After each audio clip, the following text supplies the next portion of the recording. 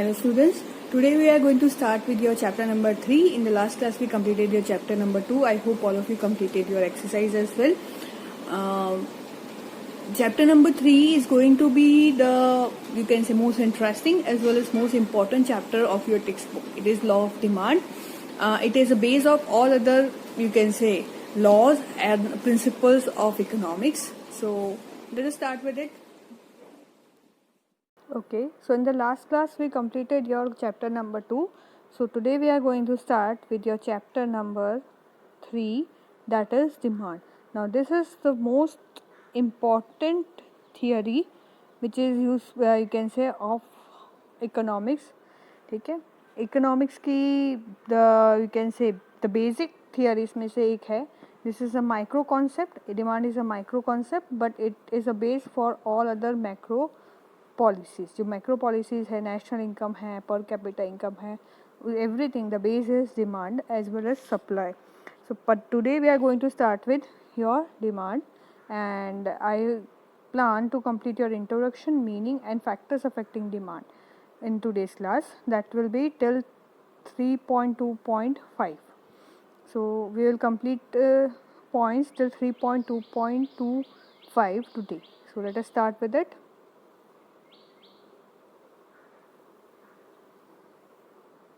Now demand is something which you use in your day to day life. अभी mummy भी बोलती है आजकल तेरी डिमांड बहुत बढ़ गई है ना, बहुत ज़्यादा ही बोल करने लग गया है. So demand is what? Demand is something that you want. अब सिर्फ वांट डिमांड नहीं बनाता है. I want, but do I have the purchasing power to want that thing? So the thing is which creates demand. Demand create करने के लिए सबसे पहले होना चाहिए एक तो वांट, है ना, एंड परचेसिंग पावर, ठीक है, एंड अवेलेबिलिटी ऑफ गुड्स. जो हम डिमांड कर रहे हैं वो अवेलेबल भी होना चाहिए. मेरे को तो चांद चाहिए, पर चांद मुझे मिलेगा नहीं, it is not available for sale. Yes और no? So availability of goods. अब आप बोलोगे चांद पे बहुत सारे लोग ज़मीन बेच रहे हैं, तो वो फ्रॉड कंपनीज है, कभी जाके खरीद मत लेना उनसे. Okay, so the thing is demand is something when a person is ready to purchase at a, मतलब he wants to purchase at a given time.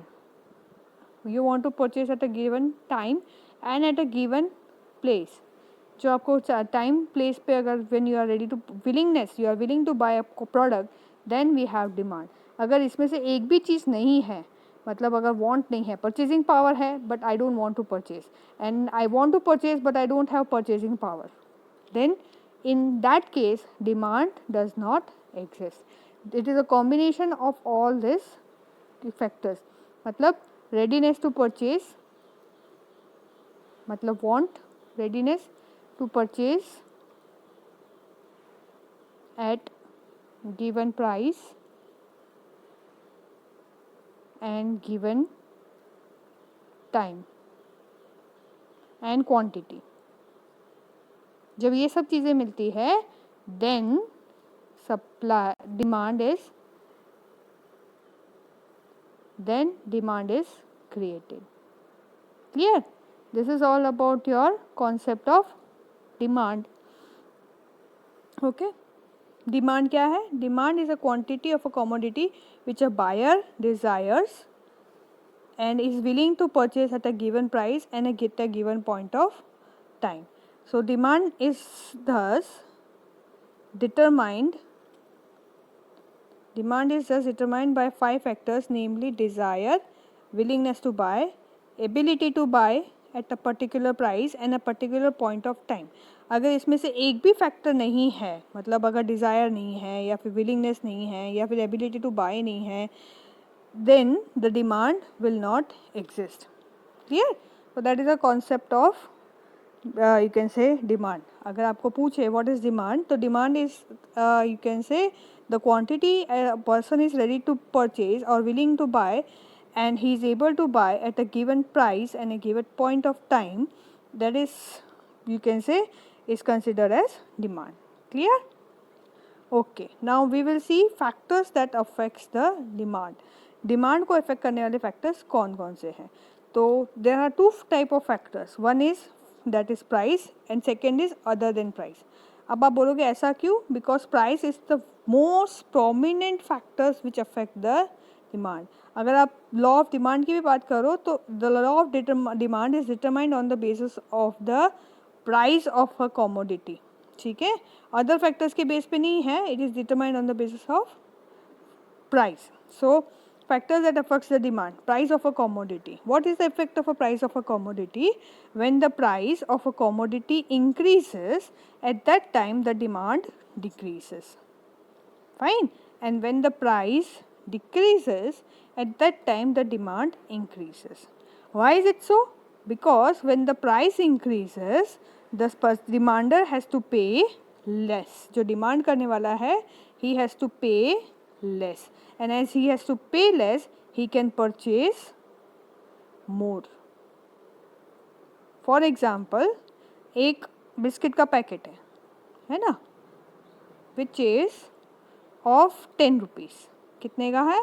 10 rupees. When it is of 10 rupees, I purchase one packet of biscuit every day. मैं रोज़ एक packet of biscuit का लेती हूँ क्योंकि mummy मुझे 10 रुपये देती है और मुझे वो 10 रुपये से एक बिस्किट का पैकेट रिसेस में खरीदती हूँ. कुछ दिनों पहले एक ऑफर आई 1+1 फ्री, तो that is means 2 packets of biscuit is of 10 rupees.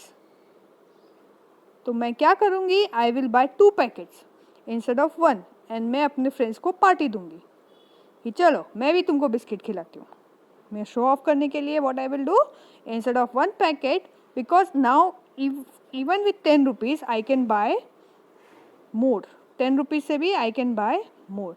So that is why you can say when the price increases, और वही बिस्किट अगर 10 रुपये का 20 रुपये का हो जाता तो मैं क्या करती, I would purchase half of the biscuit packet. मैं मेरी फ्रेंड को बोलूँगी कि भाई चल अपन दोनों आधा आधा बिस्किट का पैकेट खाएंगे, तू 10 रुपये दे, मैं 10 रुपये देता हूँ, so I will get 100. So when the price half of the biscuit packet, so when the price increases, I will demand less because my purchasing power goes down. मेरा purchasing power of money goes down. So when price increases, I will demand less, and when price increases, I will price decreases, I will demand more because my purchasing power of money, it has increased. Clear? First point, very important point. Okay, second is your other determinants. Other determinants में क्या है आपके? Let us see. The first one is, you can say determinant is your taste and preference of the customers. जैसे for example, tea and coffee. Now, I normally consume coffee. Yes or no?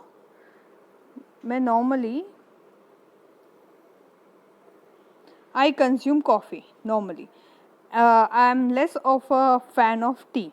So even if the price of tea has decreased, ठीक है, and price of coffee has increased. So what would I do? Will I continue with tea? I will go shift to tea, or I will continue with coffee. कुछ भी हो, मुझे तो चाय बिल्कुल पसंद नहीं है. So even if the price increases or decreases, if my preference is associated with a product, so I will demand that product more. And if my preference is not, if I prefer more, then I demand more. If I prefer less, I demand less. मेरा preference क्या है? मेरा preference ज़्यादा है कम है वो determine करेगा. ठीक है, this is your taste and preference. For example, I don't like to watch movies. मुझे मूवीज़ पसंद है नहीं है. So even if the price decreases, I will not go to watch the movies. ठीक है, अदरवाइज अगर मूवीज़ मुझे देखना बहुत पसंद है तो मूवी की टिकट अगर 5,000 की भी हो गई, I will go to watch movie because I like to watch the movie. So likes and dislikes effect. अगर मुझे I prefer then I will go for it. If I don't prefer, I will not go for it. Second would be your income of the consumer. वही मैंने बोला, movie के लिए I am ready to spend 5,000. When would I pay 5,000? When I will earn 5,000. So income if the individual income is more, then he will demand more, and if the individual income it is less, then he will demand less. So you can say price and demand, they have negative relationship, and income and demand they have positive relationship. मतलब अगर income बढ़ती है तो demand भी बढ़ जाता है. Price में क्या है, प्राइस बढ़ती है तो डिमांड घट जाती है, but when income increases the demand increases, income reduces the demand reduces. Clear with this? Clear with the concept of taste and preference, income of consumer, price and of commodity? नहीं समझ में आए आप लोग मुझे मैसेज कर सकते हो. ठीक है. Next is price of related goods. Now there are two type of goods in the economy, related goods. एक तो होता है सब्स्टिट्यूट और दूसरा होता है कॉम्प्लीमेंट्री. अब सब्स्टिट्यूट गुड्स कौन से होते हैं? The goods which can be substituted. For example tea and coffee are the substitute. कि अगर चाय नहीं है तो आई विल टेक कॉफ़ी. ठीक है. और कॉम्प्लीमेंट्री क्या है? T and biscuit. कि भाई चाय है तो बिस्किट तो चाहिए, नहीं तो मज़ा नहीं आएगा, है ना. T and cake, T and biscuit, T and sugar, T के साथ में शुगर. भाई चाय में चाय शक्कर तो चाहिए, बिना शक्कर के चाय थोड़ा मज़ा आएगी. Tea and milk, that will be complementary goods. And substitute goods मतलब अगर चाय नहीं है तो we will take coffee. So let us understand first the concept of substitute goods. पहले हम सब्स्टिट्यूट गुड्स का फाइंड करते हैं. उसमें एक गुड्स की हम प्राइस लेंगे, दूसरे की डिमांड लेंगे. सो सब्स्टिट्यूट गुड्स में हम लोग ले लेते हैं T and,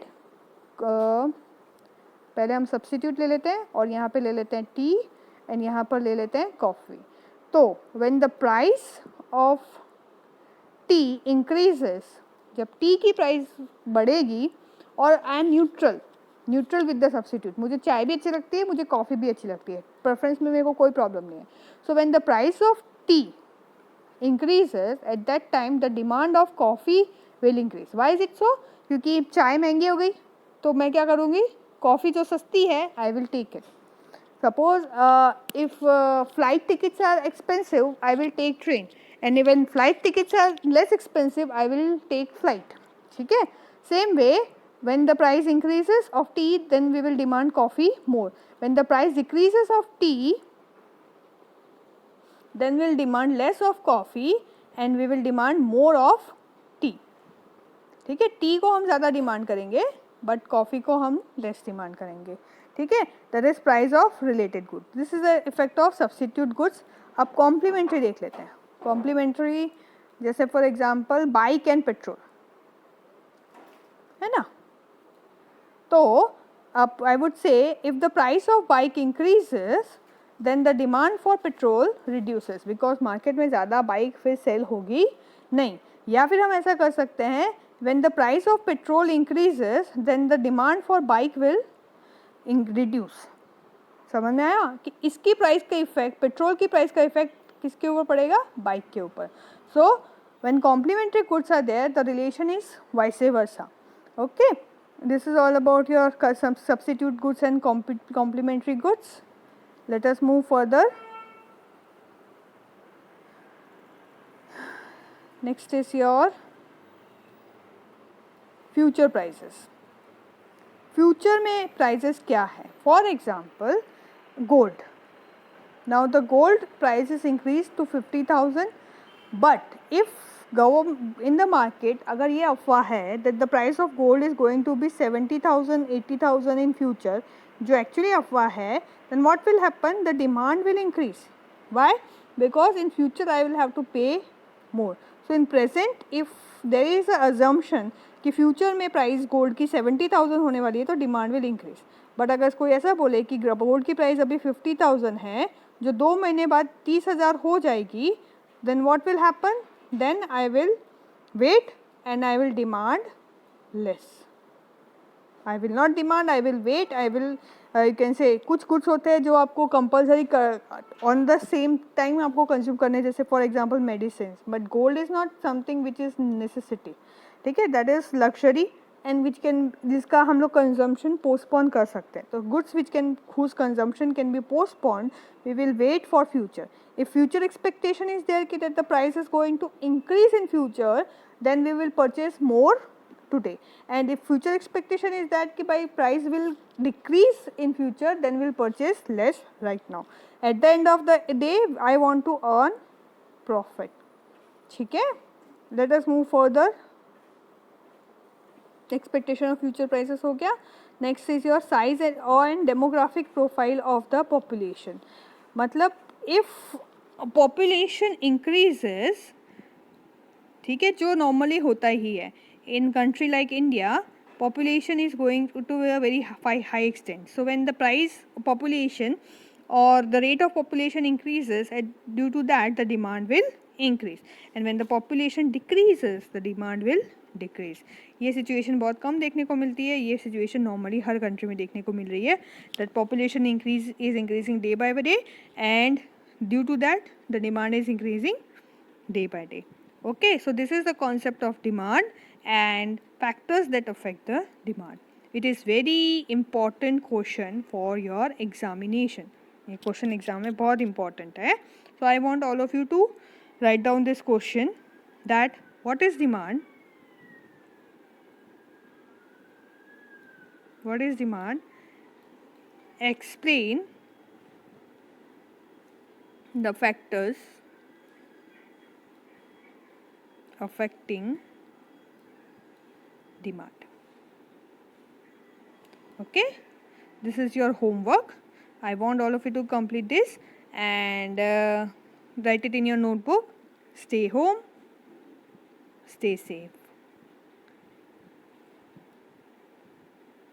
Goodbye for now, students.